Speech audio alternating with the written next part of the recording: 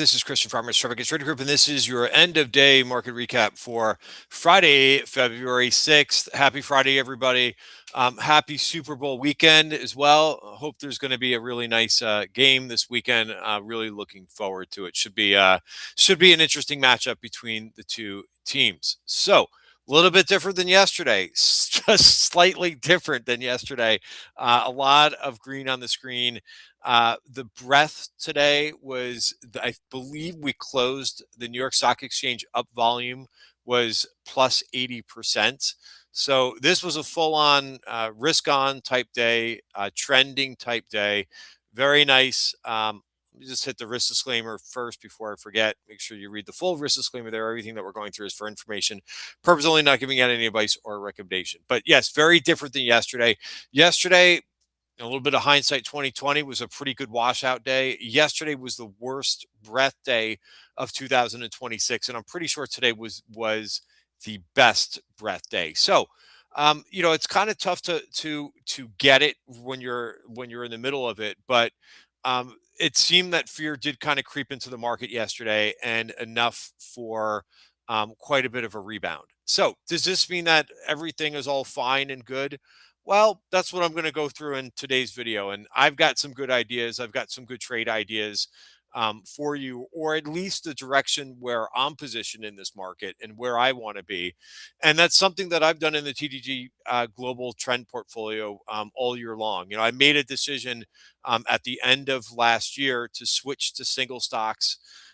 Number one, I thought single stocks got a little bit too difficult to manage. I had about 50 names in that portfolio. And what I was finding was that I would get some really nice winners, but I would also get some names that just dropped. And before you could really do much about them, they were already down at a decent clip. So what I decided to do, just and also from a management standpoint, was to kind of take that portfolio down from about 50 names to 20. And it's 20 ETFs right now, which are both international, and I'm overweight. I've been overweight international things like emerging markets, like EEM and ILF and EFA. And then I've got a lot of sector ETFs that are doing pretty well. So I will go over some of those in this video, but I just find that, I luckily I didn't make too many adjustments. I did take a little bit of risk off in that portfolio. I put the cash balance back up to 7%. And then I said I'd kind of wait and see. And luckily, I didn't make any other changes. So that said, you could see from the left of your screen, and I'll even blow this up for you a little bit, and I'll take my camera off so that you could see just what transpired and kind of where we are, by the way, for the year. I'll also review the week's performance too, which I like to do that on Fridays. But looking at the performance today, SPY was up 1.9%, the Q's up a little bit more than that. But look at the diamonds today, guys. And this is what I almost got stopped out of this trade yesterday. Thankfully, I didn't. But that was up 2.5%. Look at the small caps were up 3.6, and the micro caps were up 4.5%. Bitcoin, that's a heck of a bounce, but that's how Bitcoin's been moving, up about 10% today. Gold and silver also did pretty well today. Gold was up 3%. The VIX was down, dropped down about 18%, a little bit more than 18% today. A little bit of everything mixed in here. You got your silver miners up 6%.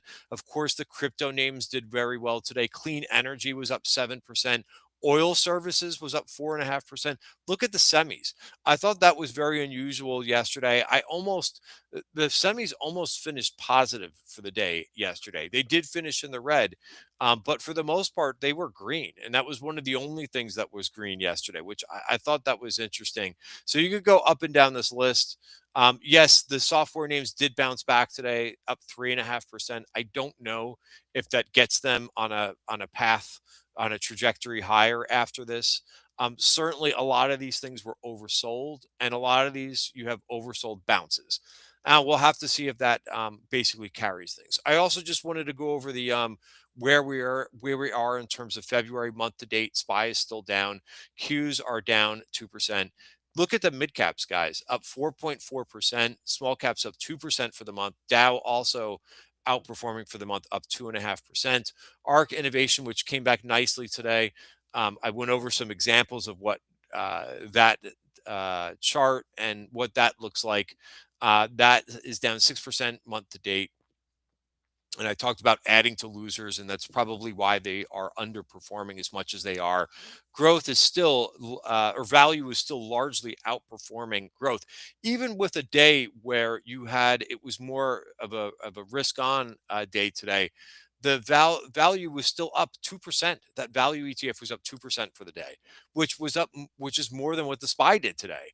So again, it's pretty remarkable. And I know if you're if you're new to watching my videos, what I try to do is, give you a sense of everything that's going on in the market, what's performing well, what's not. I don't go into, in a lot of these videos, into like very, and I will talk about some individual names and I talk about what I trade, but as I think many are focused on a very small watch list, they miss a lot of the moves. And hence, this is why I kind of enjoy doing these videos at the end of the day and breaking it down for you, because I think I'm adding, a different value to you guys, because I'm going over probably things that may be a little bit off your radar. Um, what else did I wanted to go through? Look at small cap value versus growth. Still, there's also, just like with large caps, there's a bias there with value right now, which is largely outperforming. Even if you so if you look at and this is nothing new for this year, small cap value is up 10.5%. Small cap growth is up 5%. But so that's a difference of about 5%. It's a difference of about 11% when you look at the large caps. Year to date values up 8.1% and growth is down 3.9%. All right, so let's get into I want to go first. I want to go first into what is your index leaders this year. And I think what's kind of interesting about all four of these is they're probably none of these are probably your most popular things that are going on in the market, right? I know that retail traders, they like to trade things like Bitcoin and they like to trade things like super high growth stocks, right? The most, shiny and new types of things. Those are the exciting things. But this year is not the most exciting things. Now, do I care about that? That it's not the most exciting things in the world? No, I don't. You can make money in any of these things. So these are your broader index leaders right now. On the top left is RSP. That's your equally weighted S&P, which means that there is a huge amount of strength in the overall market. And by the way, and that is one thing, like after I did yesterday's video and got away from the screens, I had a little bit of a chance to kind of think about things. And I said, you know what? Even though I don't like how there's a lot of leverage in this system. That's something I talked about in yesterday's video. There are things that I don't like about this market. I don't like the liquidity, right? Something can get sold 3 or 4 days in a row and it will just drop because there's just not a lot of liquidity in this market. So those are some issues, and that's not going away. The BOFA ML bull bear indicator is an extreme sell territory. So that's something that you're going to have to kind of navigate through this year, is that we're not in a situation where we were last year, where after the big um, correction that happened after April, there was underpositioning. Right, people were not exposed, and the market really had fuel to it. After that, there was a lot of buying. There was a lot of times where we closed on the highs or we had a trending day, right? The people were under positioned. The MOCs back then, almost every day was a couple $1 billion to buy, right? Because folks were under positioned. Well, now that's not the case anymore. So you kind of have to think a bit more strategically.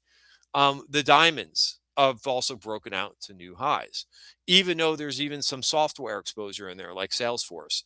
The mid caps, believe it or not, like the mid caps were asleep for most of last year. The mid caps are at all time highs. Now, I'm using a little bit of a different ETF for this one. I'm not using IWM, I'm using IJR. This is profitable small caps are also at new highs. So that's where we've got some really nice strength. Now, I want to go over the rest of the indices, right? And I want to talk a little bit about SPY really quick. And then we'll talk about a couple relationships where I think you may be able to even put on some longs and some shorts at this point in the market. Here's SPY. Yes, we we got a nice reversal off that VPOC from yesterday. Came down here, took this VPOC out, and reversed back. Now, does this mean we're all clear for SPY? No, I don't think so. I mean, I think we're just really back into the range. So you've got to look at some other things, I think, to outperform right now. Right? That's SPY. Let's look at the Qs as well. Yes, we almost came down to support. We actually did. If you look at where we traded last night, we came back to the top of this value area for the year, and we bounced. Let's see, there it is, all the way to that's this. So that's the value area for the year, right? So we came to this and we bounced. All right. So we don't have a breakdown, but where we're getting into the value area for the year, but we're also decently below the 50-day moving average. So I don't think we're out of the woods here with this. And I'm going to come back to this in just a second. I just want to go over a couple of the others, but here's the Dow, which is something that I love this chart, and I was hoping that it did not break down. My stop yesterday was right below the value area, so it just barely held on there. And you've got a breakout of here, which I think is really nice. So here's my chart of the week. Right. Sorry, I was just reading a headline there on Bloomberg. So my chart of the week is this. So if you look at RSP and you divide this by, just going to bring this up here. Oh, I don't need a dollar. I keep putting a dollar sign on there, but you don't need it.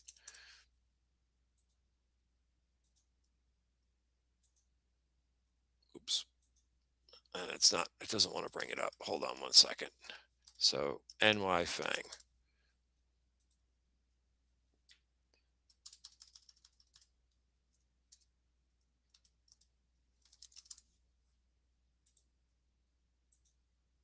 All right. Well, it's not letting me bring this up. So let's try. I can't bring up the chart of the week. Chart of the week. Let's try it one more time. NY Fang index. And I think you could use either one of these. Unless there we go. All right. So this did okay today, but look at the relationship here. Right. And this is something that is not new. I've been covering this in a lot of videos this year talking about how the Fang stocks, I don't think that's where it is. And so this is the relationship of the equally weighted S&P divided by the Fang index. And I think this is where the trade right now, this is trending. So it doesn't mean necessarily that this is just going to continue to go higher and higher. But I think that you've got a nice change of trend here. And I want to look at the other one, but that has more history to it. But I really think something has changed here. Now, if you go through the Fang stocks, I don't really want to I did this for members earlier in the day, but there's a couple that look okay. So for example, again, maybe I'll just try to do this very quickly. I think Apple, if you look at the weekly chart of Apple, I think Apple has a chance. Like Apple has a chance to do what the market's doing or possibly outperform. This is a nice kind of abstract cup and handle to it. But if you go through the rest of these or some of them, right, here's what happened to Meta on earnings. Right, went up to the top of the value area for the year and got rejected. Sitting back here, right, Mike, and like I said, I'll go through these really quickly. Microsoft had an inside day today. I don't think that the pain is over for Microsoft right now. Nvidia, which had a monster day today. I'll tell you what, if you like this chart, um, you know, that's great. I don't. It had a monster day today, but it just gets you back into basically the middle of the range for Nvidia. So I'm not sure what's going to happen here for Nvidia.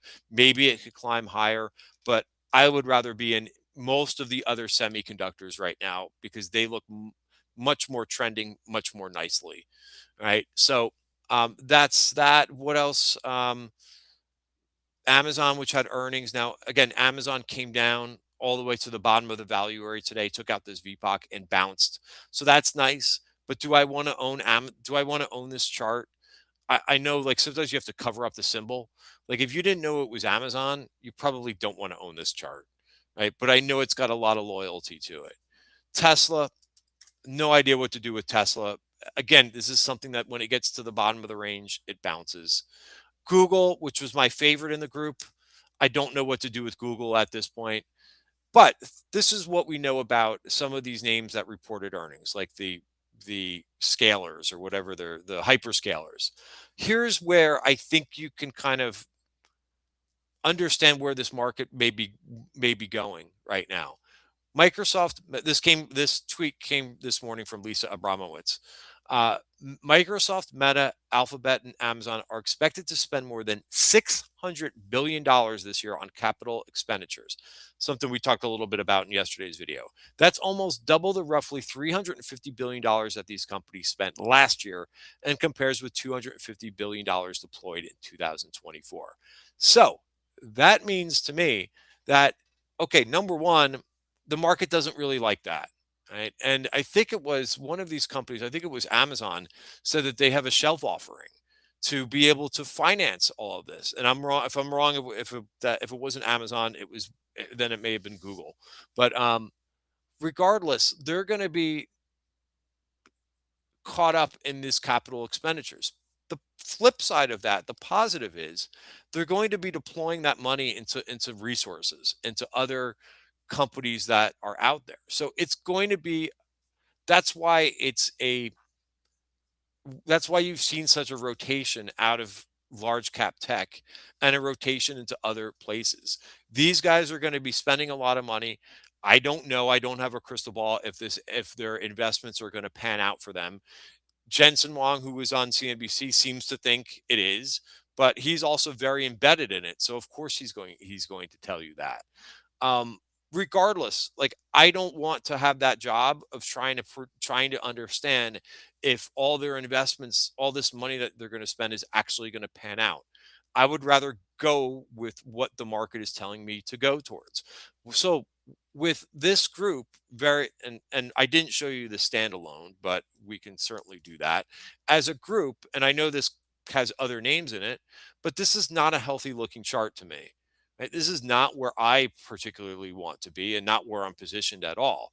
Where I'm positioned is in things that look really healthy, like the industrials, which broke out. And I did tweet out last night Caterpillar and said, like, hey, Caterpillar sold off just a little bit yesterday. Look at it today. The stock was up 7%. Caterpillar, right? This is not, if you're looking to try to find like the latest AI growth stock, Caterpillar was up 7% today, right? And the whole industrials, like, so even if you don't own that and you just own XLI, it was up 3% today. And you're minimizing your stock specific risk, right? By going long the ETF. And you're still getting more than what the Qs did today in the industrials. What about the material stocks? They look great too. They're breaking out. And again, I'm not saying like you have to go out and buy any of these things. I mean, yesterday was a good day to buy the industrials, but if you're buying dips on these things, they're acting so much better. These groups and these sectors. What I bought today was Dow. This was a name that we saw big call buying in 2 days ago, and I didn't want to buy this thing up here. So I said yesterday it was down 5%. That's better, right? That's a lot of times how you can use option activity is you have to be patient. When something has gone straight up and I see option activity, I make a mental note and say, okay, when this stock kind of comes in and it's not that hot, then you can maybe come in and get it. But this stock was up 4% today. The transports have been on fire. This one I don't actually get. Or I have a harder time understanding, which is fine. You're not going to be able to understand every single thing. But I have a buddy who works for a big transportation company, and one of the ones that it's in IYT that's breaking higher. And I said, what's going on? Are you guys really busy? Like, is something has really changed with the economy? And he said, no, we're just cost cutting. Right. So I think that's what's kind of going on with the transports is maybe they're a beneficiary of AI and being able to cut a lot of their things, and hence they're leaner and they can move faster. Get it with the transportation company, the banks. Now this is kind of crazy when you think about it, but the banks are up huge. not XLF. And I've gone over this in a previous video. Look at XLF. If you're looking at the financials ETF, you're probably, what are you talking about? They're not that great. Well, because it's all the banks that are making the move, and the XLF holds a bunch of other things. Here's your KRE. And if you what's here's another thing that I find fascinating.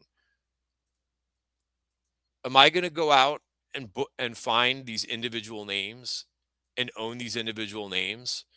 A Pathward Financial, WSFF Financial, Glacier Bank Corp, Service First Bank Shares. Yeah, these are all ones that I bought. No, I'm kidding. These are not ones that I bought, but I own the KBE ETF. So I don't have to go out and try to figure out which one that I want to own. They're all moving, right? You've got right now, year to date, you've got how many of these things? You've got 41 names in the banking ETF that are up over 15% year to date. 40%. How many did I say? 40? 40 that are up. So just own the ETF, right? I'm not going to find the right one in this. You know, I mean, I don't have time to figure out which is the best regional bank after, especially you're not going to find that much research on these. Maybe if one of them is in your hometown, you could go to the branch office and you can meet the president, but hey, just outright just go long this. All right, so I've already cracked, I think, 20 minutes in this, and I don't want to take up that much more of your time here. But I find this a very interesting market that's going on. And if you could open your eyes to some other things. Now, does that mean I'm shunning all growth stocks? No. I mean, I'm looking for ones that are going to have superior earnings. I bought this one yesterday, and it really stood out to me that it was showing relative strength.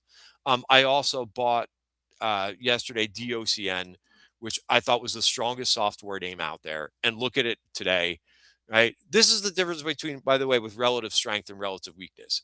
If you would have bought the IGV ETF, which I know a lot of people are trying to call the bottom in, right? The IGV ETF was up, what was it up today? 2%? Sorry, 3.5. It was up 3.5% today. Okay, that's a great percentage change. But if you would have bought the best one in the group, it was up 9% today. And this is an exercise everybody should be doing when they go and they look at an individual stock. Overlay it with the sector. This is DOCN over IGV. All right. What else looks pretty interesting? Well, South Korea looks pretty interesting. It's consolidating. It's due for some consolidation. Had a nice day today, up 3.7%. All right. Like I said, I don't want to go any much. I don't like to go over video. Sorry.